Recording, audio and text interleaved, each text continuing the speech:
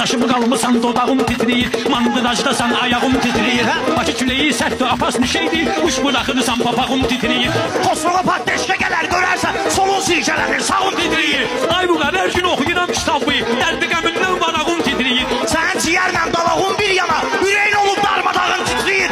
Meyxananın atası deyirlər mənə, belə desə eləmə, uşağın titriyir. Uşaqlıqda deyməmişəm mən sənə, şişitmişsən oturacağın titriyir. Ay canavar, şirdə çıxan qabağıma, axırıncı dayanacağın titriyir. Rast ki belə qorxaq adam döyürsə, əlin loş əsir bıçağın titriyir.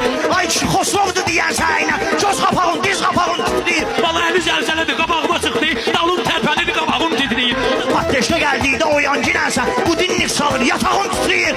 Çobansan o boyda sürüyə baxırsa, qurdu görmüsən, somağın titriyir. Mənim oyağım elə eləyir zəlzələ, stol üstə qabacağın titriyir.